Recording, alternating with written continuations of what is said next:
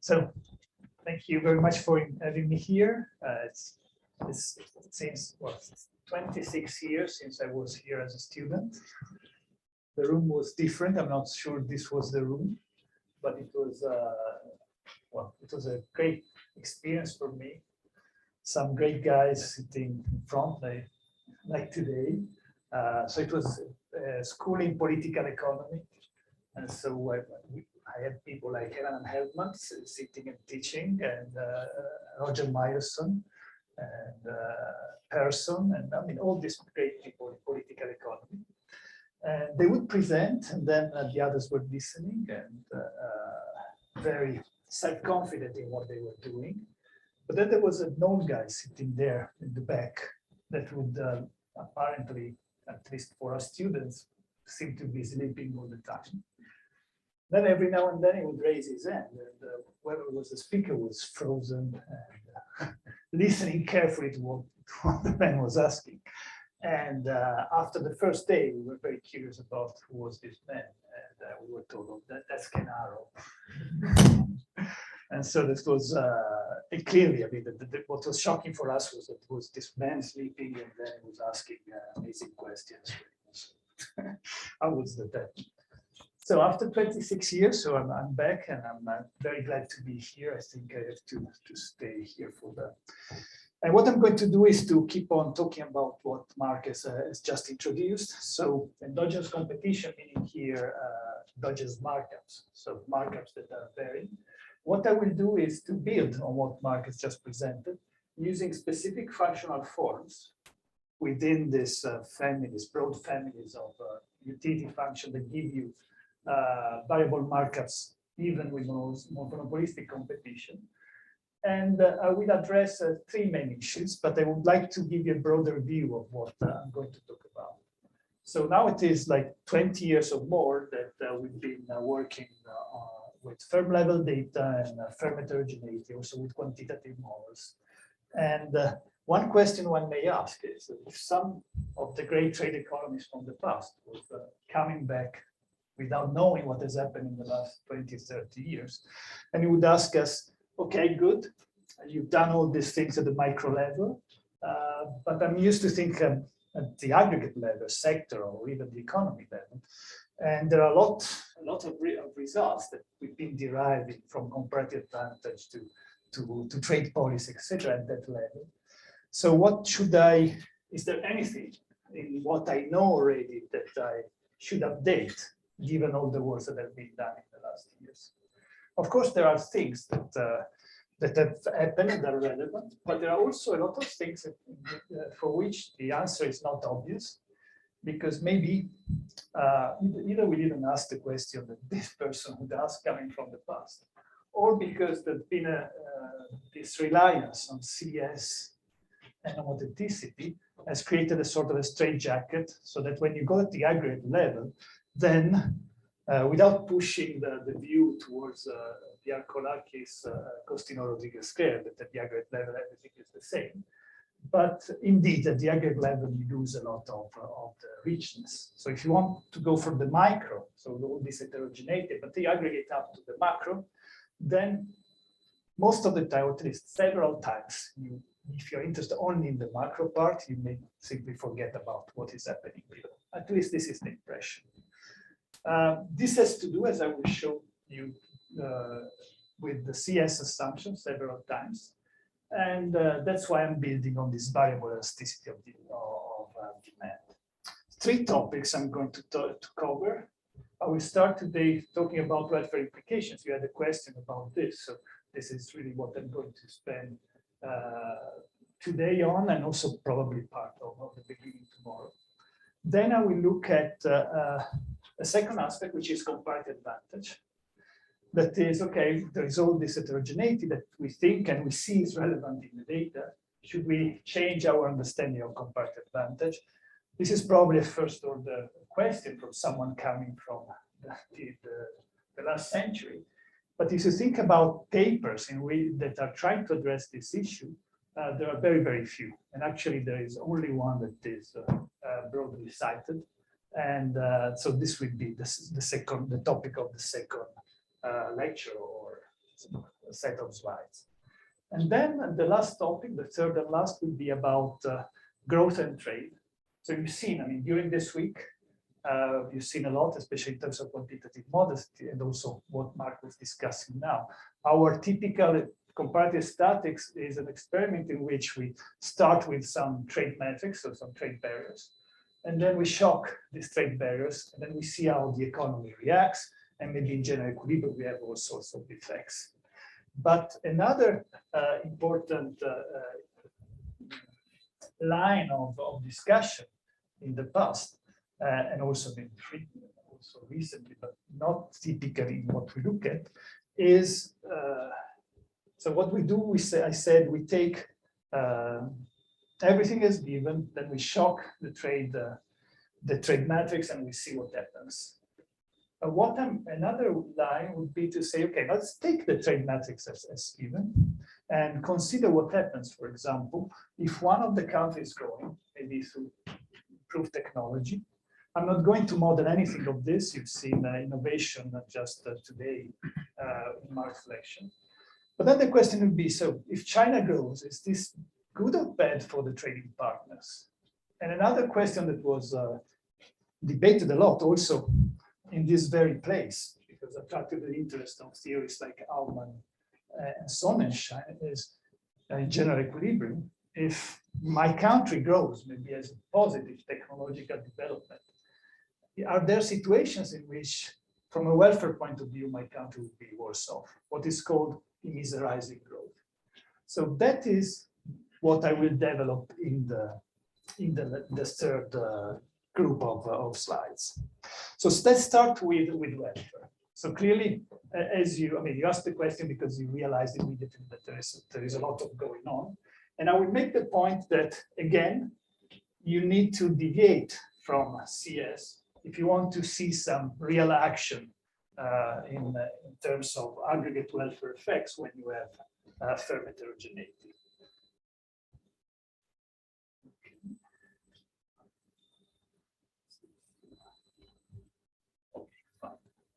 So I will start from here. I'm talking about trade policy in an environment in which you have pricing power this is something relevant for you. So this is just a quote that I thought was interesting from Warren Buffett, who's just mentioning that the single most important decision evaluating business is pricing power. If you got the power to raise prices without losing business to a competitor, then it's very good business. On the other hand, if you have to have a prayer session before raising the price by 10%, then it is an awful business. This is the point of view of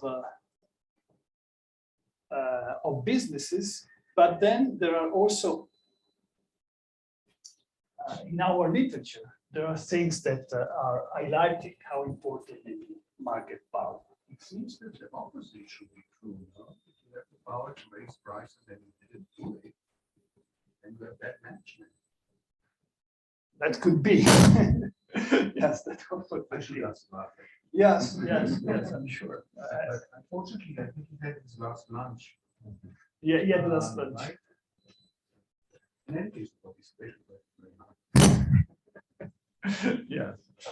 So coming to closer to home. So fair market power or pricing power that can be translated in terms of the model that we have just seen, in terms of the static and the dynamic implications. So static is the ability to price above marginal cost, so this is markup pricing.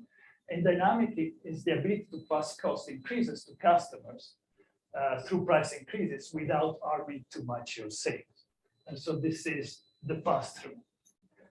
Market power, Mark mentioned that. There are, of course, problems in measuring all these markups, etc. So there is an ongoing debate on whether markups are rising and why they are rising. But it seems, there is this paper by the local authors. This curve is even rising. It varies across firms. This has just been shown by or discussed by Mark. Is highly priced also in Wall Street. because then when you look at the performance of firms in the past, then you see that firms, the financial performance of companies with strong and weak pricing power reveals that the former outperformed the others by far. Market power is attractive not only for the investors like Warren Buffett, not only for the companies, but it's also quite attractive, but also dangerous for governments. So we see, and this is growing. So the Global Trade Alert, I don't know whether you know this is an initiative of the University of St. Gallen by Simon Evenet and colleagues. In the aftermath of the financial crisis, they started to collect data on policy interventions by government, building up through the years a data set that is richer than the one typically than the one that's used, for example, by the WTO. And what they show is that indeed there is this tendency, so countries vie for dominance in industries where firms have market power through initiatives that are aim to improve your welfare, possibly to the detriment of others, but sometimes also not so good for the countries themselves. Together with this, if you some way summarize the kind of debate that we've had on trade policy in recent years, with the highlights in the Trump administration, but if you look at the documents of the Biden administration, and generally what is diffused across countries and politicians in Western countries, there is this idea that competition in global economy is not fair. So it is distorted by market barriers, national actions that misallocate resources, and they favor companies and products that are not necessarily the best. There was this report on leveling the playing field by the OECD that is highlighting, not only building from research, but also from their own analysis, this kind of argument.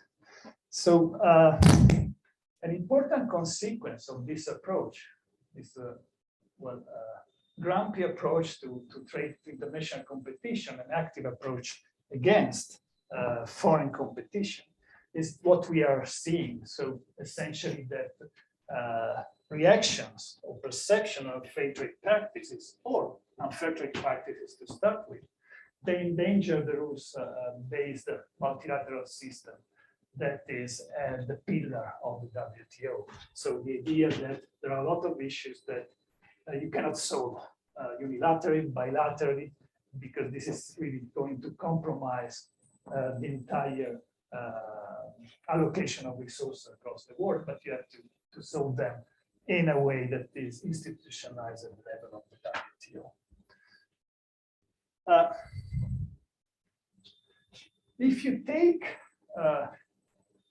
the standard view, if you want, the stereotype view of what economists, trade economists say about all this, is that multilateral efforts to avoid this type of beggar-thy-neighbor behavior is based on the premise that enforcing fair competition entails a laissez-faire, hands-off approach, and creating a level playing field entails that level playing field, one size fits all. You should not have different behavior or different requests for different countries or companies.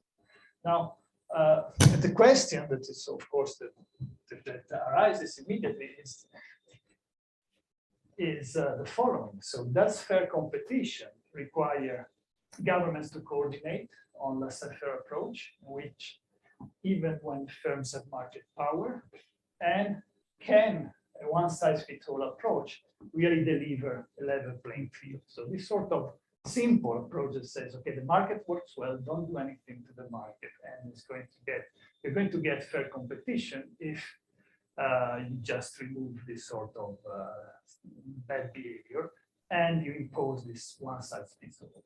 So the answer is that once you take heterogeneity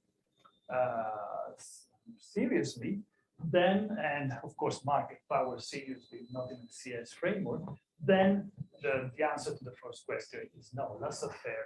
And this was your intuition, and the market is not going to work well. You're going to have distortions. And the second is, well, given that intuitively heterogeneity would call for heterogeneous policies, is that the right approach? That the answer is, well, one size fits all should be interpreted or translated into non-discriminatory from the point of view of where the competition happens, so in the local market where this happens.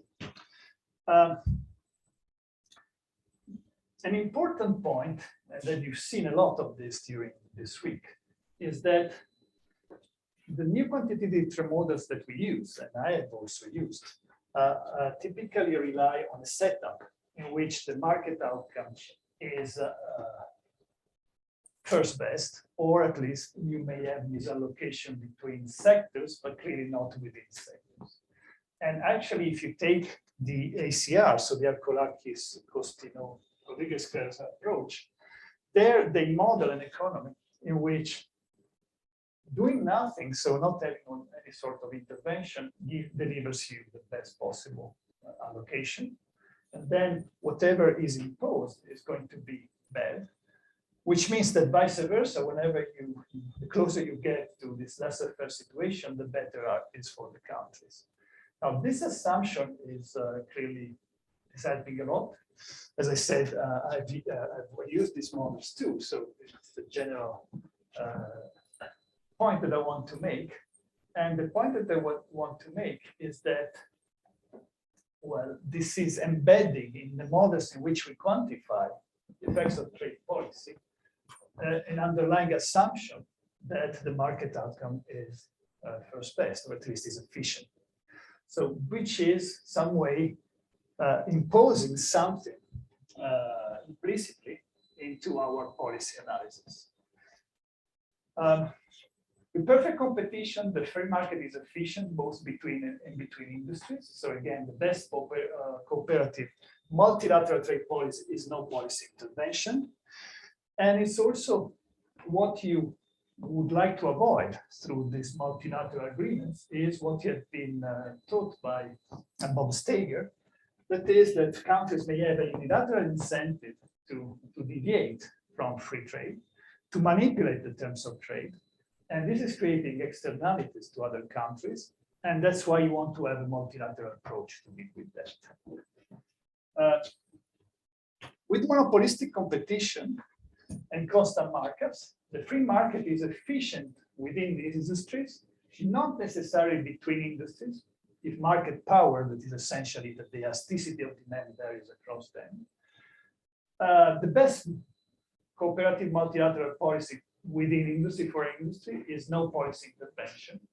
And again, I mean, you have the possibility for countries to manipulate the terms of trade. Now, in this case, manipulating terms of trade is goes through the manipulation of the location of firms.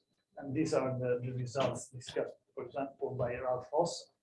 So essentially, given that here, what you have are sectors whose size, so the amount of production is given by definition by the number of firms and output per firm, but output per firm is the same, and it is a constant. Manipulating the terms of trade implies in the end that it's the same as manipulating the location of firms in the different countries. The other result, and this is something that Mark and Steve Redding have shown and have articulated. So once you introduce firm heterogeneity in this setup, well, the free market outcome is efficient anyway. So the efficiency is there no matter whether firms are homogeneous or heterogeneous within sectors. And the reason is that both the markup and the pass-through do not respond to changes in the number, productivity, and location of firms. So, so with constant markups and complete pass-through, any government intervention is globally welfare reducing with respect to the free market equilibrium. However, and now this is where I connect to what we discussed in before in these lectures. With variable markers and complete pass-through, then the laissez-faire outcome is immediately inefficient and is associated with misallocation within countries and between countries. So still, there is an incentive to deviate unilaterally, because the unilateral deviation is going to pay anyway if the others do not react. And so it's still important to have multilateral trade agreements. However, with constant markers and complete pass-through, as we said, the agreement should focus on laissez-faire, while the kind of cooperative multilateral intervention that is needed when you have variable markers is not laissez-faire, but it's more complicated. You have to coordinate on some set of policy tools that are shared by all countries. So this is what I want to develop, and it's essentially what I would like to bring home today is essentially the welfare results. Then tomorrow we may discuss a little bit the policies. So this is building on work with Antonella Nocco and Matteo Salto. What we are doing to make it very simple, we are taking the model that Mark and I have developed in 2008, and I will go through that very quickly. And we analyze the welfare implications. So you may think of that as a merits model without income effects, variable elasticity, and the welfare implications deriving from that. I have in mind a multilateral economy with a lot of countries. Now, to avoid a taxonomy that is going to be only boring, I'm going to allow countries to be divided in two groups. So countries that I call advantage, or A countries, are countries that have larger market size, have a better state of technology. We'll see what parameters are related to this. And they also have a better geography in terms of the market potential that Mark was discussing before. These advantage countries, the countries are the opposite. What should the multilateral trade policy imply? So this multilateral trade policy, I will argue, based on the distortions and the analysis of the distortion, should promote the sales of low-cost firms, so the most efficient firms, to all countries, but especially to the disadvantaged countries. Should trim the sales of high-cost firms to all countries, but especially to these disadvantaged countries, and should also deal when you do these two things. In order to get to the first best, you also have to control firm entry, and in particular reduce firm entry in all countries, but especially to the disadvantaged ones. So the intuition I will discuss after showing you other results. And as a byproduct, if you do this kind of intervention, given that you see there is a bias in favor of countries that are disadvantaged, you will also somewhere reduce welfare inequality between advantaged and disadvantaged countries. So let me, what are the main takeaways with respect to the initial motivation? So fair competition that does not require governments to coordinate on laissez-faire. Still, you need multilateral trade agreements. Optimal policy does not have to be discriminatory across firms and origins, but it has to be to create this playing level field related to the specific local market or country market in which you want to, in which you have competition. And well, there are some caveats, which is no income effects. Mark already told about that. Quantification, so we may say, are we very far or very close to the first best anyway? So maybe this complicated set of tools is just a waste of time. So the main, the model I'm going to present is this model with Mark. So we have heterogeneity in firm productivity, we have linear demand. So this is a special case of the family of demand that Mark was talking about. This is not going to be additive. Mark told you that you may have also this direct cross substitution within the demand. So we just saw that demand becomes more inelastic with consumption. This is Mark's second law of demand, which implies that more productive firms set higher markups.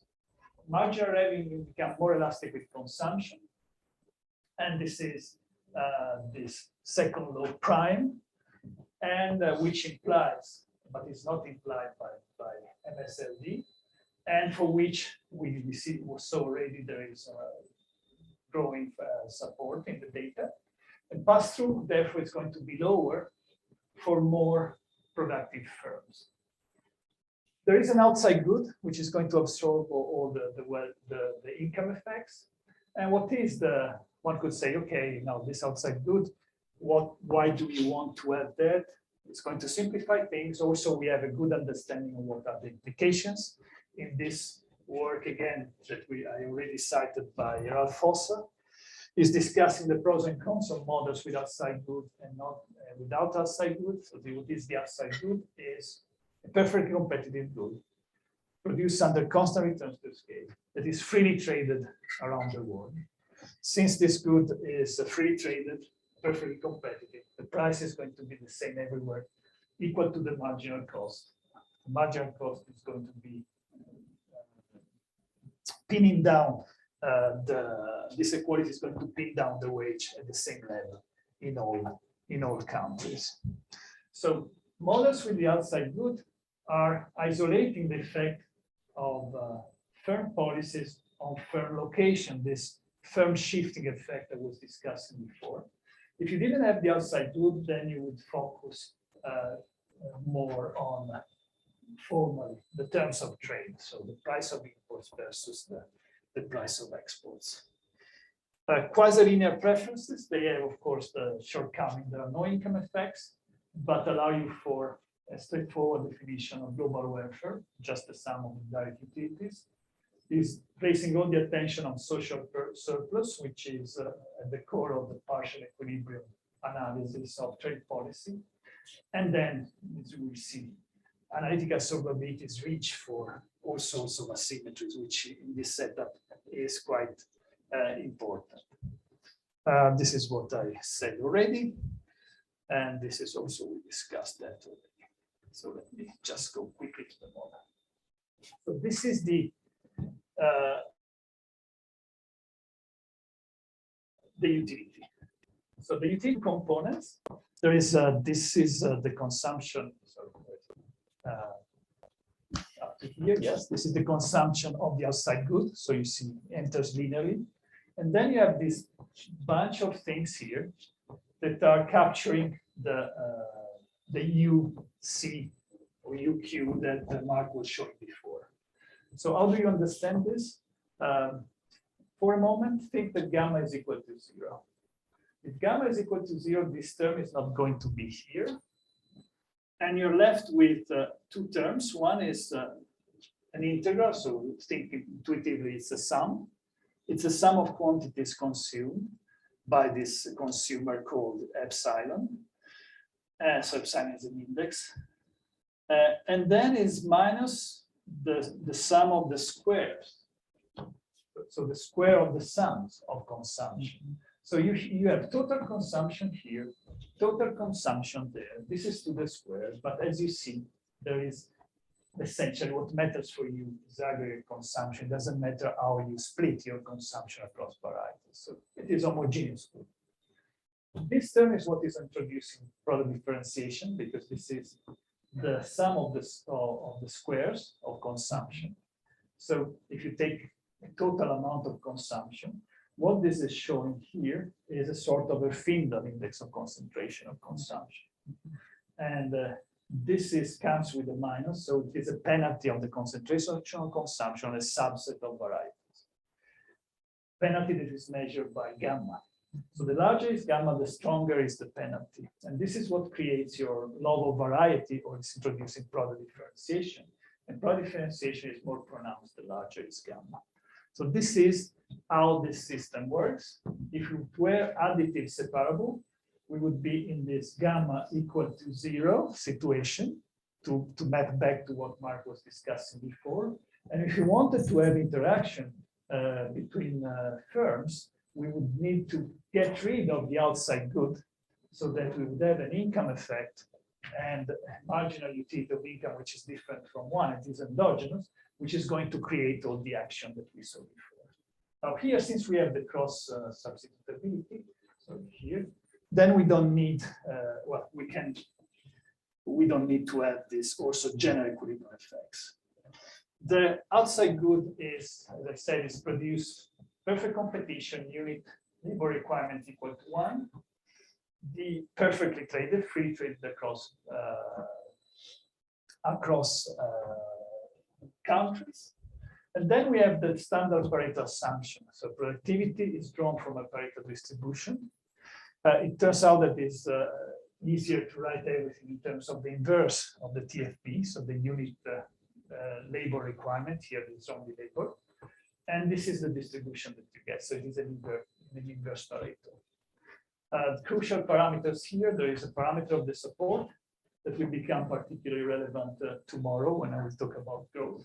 So this is telling you when you have technological progress, a way to capture technological progress in this sector would be a decrease in CN, which is essentially cutting out the best part of the support, and you don't get any probability of getting very bad draws. So this is the support, and this K parameter is an index of, it's the standard index of heterogeneity. So the larger is K, the less heterogeneity you have, because the density is accumulated, is shifted towards the upper bound of the support. There are trade barriers between the countries. Countries are indexed H and L from now on. You need to ship tau HL units larger than 1 in order to get 1 unit of destination. So this is the standard iceberg assumption.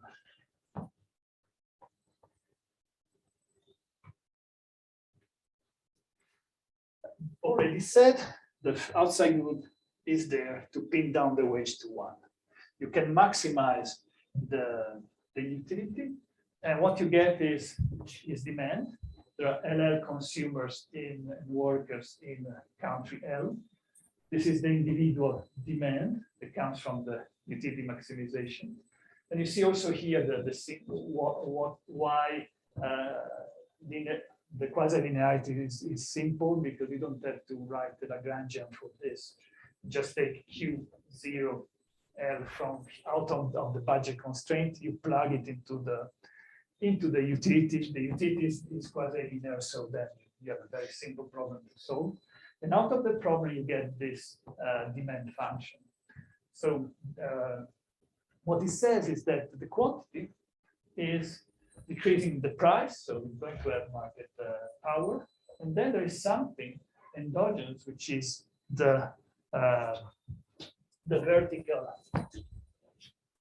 intercept of your demand, which in this kind of demand system is going to be the key parameter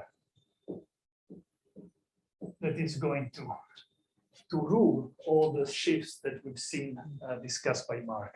So P max, if your price, so here you have P, you have Q, so if your P is above P max, then you're not going to sell anything, which means that if you're not good enough, so your C, the unit labor requirement that you draw is very high, then you're going to drop out of the market. So this is the important parameter that is going to summarize the intensity of competition. It plays the role of the marginal utility of income that we see in the general model. And anything that is going to shift down this P max is going to increase competition for all quantities, but with differential effects in terms of elasticity across the different amounts of Q. So intuitively, this is the standard linear demand. So if you have very low Q, you're close to there, your elasticity is very high. Down there, it's very low. And when you have a shift, the change in elasticity would be more pronounced down here than up there, because there you already say close to infinity, so it's not going to change much for you. So what is the expression of this Pmax? The Pmax is can be obtained from this requirement that from the derivation of the function, and it's going to be, it is a linear combination of two things. So alpha, remember, alpha was the parameter in the utility that was in front of the linear, the integral of the quantities. So this thing intuitively is what a monopolist would face. So if one of these firms were a monopolist, then the vertical intercept of the monopolist is given, it's a constant. And so this is what that guy would face. Only one firm in this market, this is what it would face. But then there are other firms in this market. The other firms are competing for in this industry. And so this is the average price of all these competitors. And so you see that this Pmax is a linear combination of a monopolistic part and a competitive part. So if you want, this is in essence, this is the essence of monopolistic competition. Monopolist would not have this, only alpha. All the rest is there because of monopolistic competition. And what are the properties? Well, the larger is n, well, the lower is going to be Pmax. Get more competition from a larger number of competitors. The lower is PL bar, the average price of the competitors. Well, the more competition you're going to have again. Clearly, when you have trade liberalization, you may think, well, two things may happen. I'm going to have more competitors in the market because now you have exporters from abroad.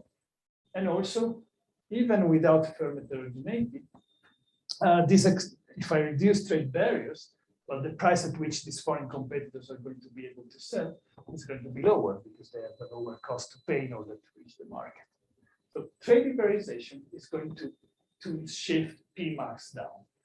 And if you have selection with firm heterogeneity, another reason why PL bar may go down is precisely that the bad firms exit. And so this is going to go down. So everything goes through there. And this is clearly a strong advantage in terms of analytical solutions. Markets are assumed to be segmented. So firm maximize profits market by market, which simplifies, again, a lot the solution. And you can get some firm level results, and then you can find the aggregate result, which is essentially is going to be about this Pmax, which corresponds to the highest possible marginal cost or unit input requirement that's compatible with selling something in this market. So the results are, as you see, apart from all the indices, are very simple. Firms that have a lower C, so they're more efficient, they're going to be for a given Pmax, which is this marginal cost of the firm that is just indifferent between selling or not. So the larger is C, so the smaller is C, so the more efficient the firm is, the larger is Q. So you get this prediction that more efficient firms are bigger, they have more output. They're also going to price at the lower price, C is smaller, but they're going to get a higher markup from their sales. And so with this, these things are things that you can bring to the data. And again, you asked, well, instead of doing all those things with revenues, I mean, the implication of the markup is varies across firms would be enough to tell us that the elasticity is not constant. Yes, it comes out from here. This is the markup. So if I see some pattern here, and the reply by Mark was, yes, that's correct. Also, the model tells you that the distribution of markups will be affected by this C M, which is the Pmax, which is market specific. And so you get this kind of regularity, or at least a pattern that is predicted by the model. Then once you have this, clearly markup times quantity gives you the operating profits. There is a fixed cost of the sunk cost of entry as you know, in this these MEDIS models, and you write your free entry condition. And what is nice about this free entry condition is that, so it's essentially telling you that when you enter, of course, before you enter, you don't know how good you are, so you have to take expectations of, across all possible draws. But you know that you're going to sell something only if you are below the cutoff. So this is the conditional probability of drawing below the cutoff. And then there are a lot of markets in which you may sell. So maybe some markets you are not able to export, but in other markets you are able to export. And this has to be equal to the sunk entry cost. The nice thing of this is that if you assume, as we did, that inverse Pareto, then this is a system of linear equations in the cutoffs. You have as many equations as the number of countries. You have as many cutoffs as the number of countries. This can be easily solved. And so what you get is an expression, which is this one, that says that your P max in a given market L is just is a combination of two factors. So the first factor is going to be there also in autarky. It's going to tell you that in a market that is larger, it is more difficult to survive. So market size is going to make for tougher competition and more selection. This is mitigated if gamma is, so if gamma is large for a given L, you see that instead CL LL is going to be high. Remember, gamma is our index of product differentiation, which says that the products are very different, then the intensity of competition will be reduced. This is an important thing because this guy here is not there in the original MEDIS model. It's not there in models of CS because market size, we've been reminded before, doesn't matter in that case. The other term is our market potential. So what is this? So this matrix here, that would be capital Rho, but call it P, is the matrix of the bilateral trade barriers at the power of minus K. So trade barriers minus K, if this is an index of trade barriers, they inverse is some measure of trade freeness. So this is the matrix of bilateral trade freeness across all countries. Then what is this term here? It's just one of the cofactors, HL, and then you have the sunk cost of entry, and then the upper bound of the support. So what this is saying, this is essentially beyond the expression, is going to be small if a country is central and closely enclosed to countries that are good from a technological point of view. So it is an index, if you want, of multilateral competition in the market.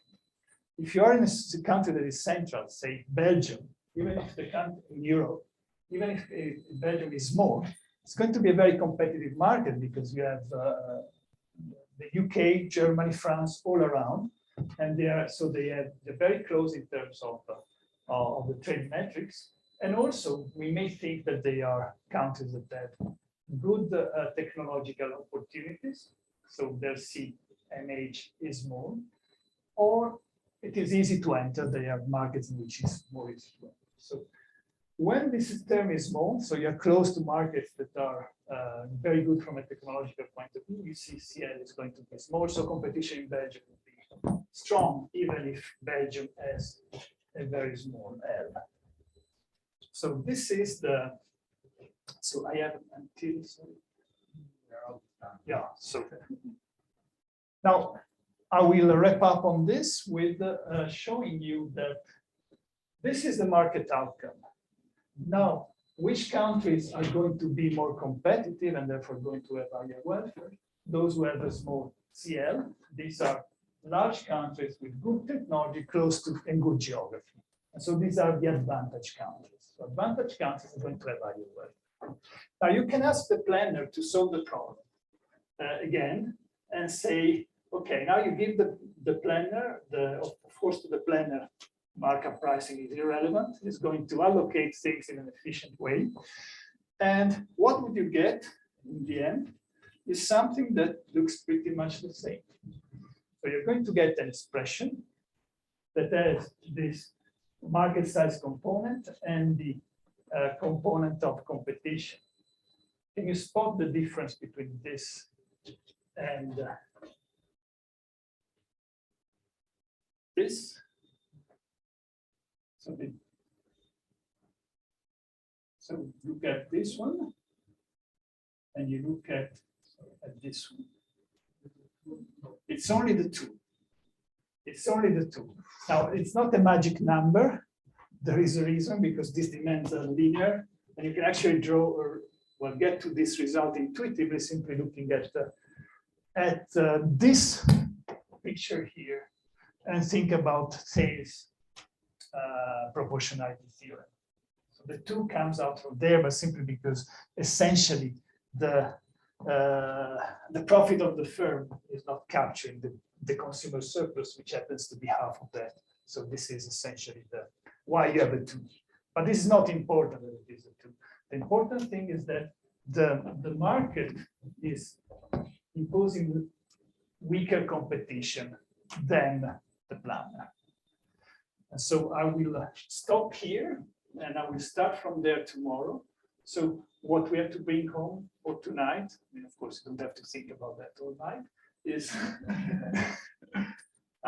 we have a result that says that competition at the laissez-faire equilibrium is not stiff enough from the point of view of the planner. And this has all sorts of implications for the distortions that we will discuss tomorrow, in terms of entry distortions, allocative distortion, etc., etc. So I'm going to stop here. I think it's the right time and right point where I should stop.